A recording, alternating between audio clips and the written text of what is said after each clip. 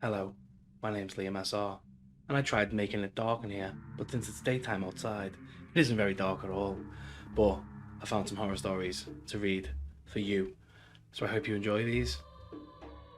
Get on this. This one is called The Old New House. So it goes as follows. We bought an old house, my boyfriend and I. He's in charge of the new construction, converting the kitchen into the master bedroom, for instance, whilst I'm on wallpaper removal duty. The previous owner papered every wall and ceiling. Removing it is brutal, but oddly satisfying. The best feeling is getting a long peel, similar to your skin when you're peeling from a sunburn. I don't know about you, but I kinda make a game of peeling, on the hunt for the longest piece before it rips. Under a corner section of paper in every room is a person's name and a date. Curiosity got the better of me one night when I googled one of the names and discovered that the person was actually a missing person. The missing date matching the date under the wallpaper. The next day, I made a list of all the names and dates. Sure enough, each name was a missing person with a date to match. We notified the police, who naturally sent out the crime scene team. I overheard one of the techs talking. Yep, it's human. Human? What's human? Man, we're gonna have to ask you, where's the material that you removed from these walls? Because this isn't wallpaper you're removing. Ooh, get it? It's skin. The people are dead, and the person's been wallpaper in the house with dead people's skin. Ooh. Okay, this one is called Guardians. So it goes like this. He awoke to a huge insect-like creature looming over his bed and screamed. They hastily left the room. He stayed up all night, shaking and wondering if it had been a dream. The next morning, there was a tap on the door. Gathering his courage, he opened it to see one of them gently placed a plate filled with fried breakfast on the floor, then retreated to a safe distance. Bewildered, he accepted the gift. The creatures chittered excitedly. This happened every day for weeks. At first, he was worried that they were fattening him up, but after a particularly greasy breakfast left him clutching his chest from heartburn, they were replaced with fresh fruit, as well as cooking. They poured hot, steamy baths for him, and even tucked him into bed. It was bizarre. One night, he awoke to gunshots and screaming. He raced downstairs to find a decapitated burglar being devoured by the insects. He was sickened, but disposed of the remains as best as he could. He knew that they'd just been protecting him. One morning, the creatures wouldn't let him leave the room. He lay down, confused but trusting, as they ushered him back to bed. Whatever their motives, they weren't going to hurt him. Hours later, a burning pain spread throughout his body. It felt like his stomach was filled with razor wire. The insects chittered as he spasmed and moaned. It was only when he felt a terrible squirming feeling beneath his skin that he realized the insects hadn't been protecting him. They'd been protecting their young. This next one is My Daughter Learned. My daughter woke me around 11:50 last night. My wife and I had picked her up from her friend Sally's birthday party, brought her home, and put her to bed. My wife went into the bedroom to read whilst I fell asleep watching the Braves game. Daddy, she whispered, tugging my shirt sleeve. Guess how old I'm going to be next month? I don't know, Beauty, I said as I slipped onto my glasses. How old? She smiled and held up 4 fingers. It's 7:30 now. My wife and I have been up with her for almost 8 hours. She still refuses to tell us where she got the fingers. This next one is called Hell, and it goes as follows. There was no pearly gate. The only reason I knew that I was in a cave was because I had passed the entrance. The rock wall rose behind me with no ceiling in sight. I knew that this was it. This was what religion had talked about, what man had feared for so long. I just entered the gates of hell. I felt the presence of the cave as it was living, a breathing creature. The stench of rotten flesh overwhelmed me. Then there was this voice. It came from inside, but somehow all around. Welcome.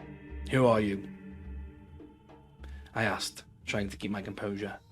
You know, the thing answered. I did know.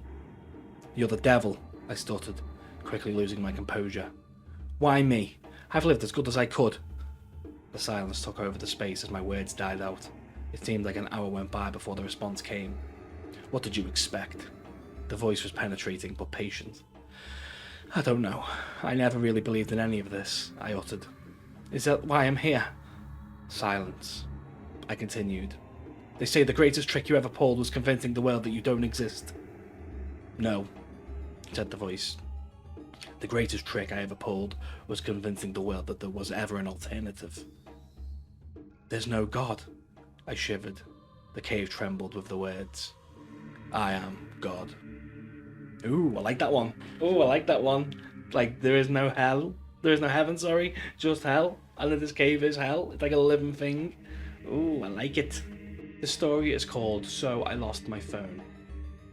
Last night, a friend rushed me out of the house to catch the opening act at a local bar music night.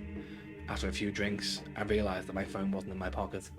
I checked the table we were sitting at, the bar, the bathroom, and after no luck, I used my friend's phone to call mine.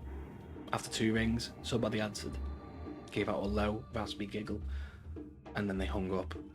They didn't answer again. I eventually gave it up. A lost cause, and I decided to head home without my phone. I found my phone laying on my nightstand, exactly where I'd left it. This is called Nap in the Car. Mummy always leaves me and Daddy home on Saturday nights, and me and Daddy always go to get ice cream in the car after dinner. I have to sit in the back seat until I'm a big boy. I go in the kitchen to see what Daddy's cooking for dinner after my Barney movie is over, but he's not there this time. I saw a note on the counter that said Mummy and Uncle James were going somewhere together. I'm not sure. I can't read that good. I go and find Daddy in the garage. I shut the door behind me like I'm supposed to. Daddy is in the car, and he's already turned the car on. We must not be eating dinner tonight. Only ice cream. I get in the back seat behind my Daddy, since I'm not a big boy yet.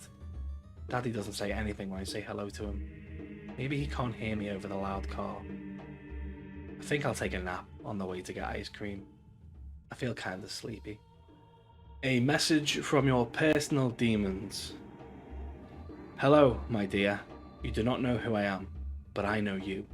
I am one of the 3 demons that were assigned to you at birth. You see, some people in this world are destined for greatness, destined to live happily, fulfilling lives. You, I'm afraid, are not one of these people, and it's our job to make sure of that. Who are we? Oh yes, of course, how rude of me. Allow us to introduce ourselves. Shame is my younger brother, the demon on your left shoulder. Shame tells you you're a freak, that those thoughts you're having aren't normal, that you will never fit in. Shame whispers into your ear when your mother found you, playing with yourself as a child. Shame is the one who makes you hate yourself. Fear sits on your right shoulder. He's my older brother, as old as life itself. Fear fills every dark corner with a monster, turns every stranger on a dark corner into a murderer. Fear stops you from telling your crush how you feel. He tells you it's better to try and let people see you fail. Fear makes you build your own prison. And who am I then? I am the worst of your demons, but you see me as a friend. You turn to me when you have nobody else or nothing else, because I live in your heart. I am the one who forces you to endure, the one who prolongs your torment. Sincerely, Hope. That last one was kind of cool, did you not think? I like the last one. Very good story, well written. Kind of like, I like stories where it makes you think about a vaster thing, where you're kind of like, oh, that's kind of creepy. Like, it's real enough to make you go, oh, didn't like that, give a bit of a shiver up your spine, but it's still fiction. It's still sort of not believable enough. But hope you like these stories. Again, if you like this kind of stuff, tell me. I say at the end of every video. Comment if you've got any creepy stories you'd like me to listen to or even read. That'd be great. I've been Liam SR. I want to thank you so much for watching. Thanks so much for supporting my channel. These have been some creepy horror stories. I love this kind of stuff. I love anything to do with like creepy. Not so much scary, just creepy. But once again, I'm going to say goodbye.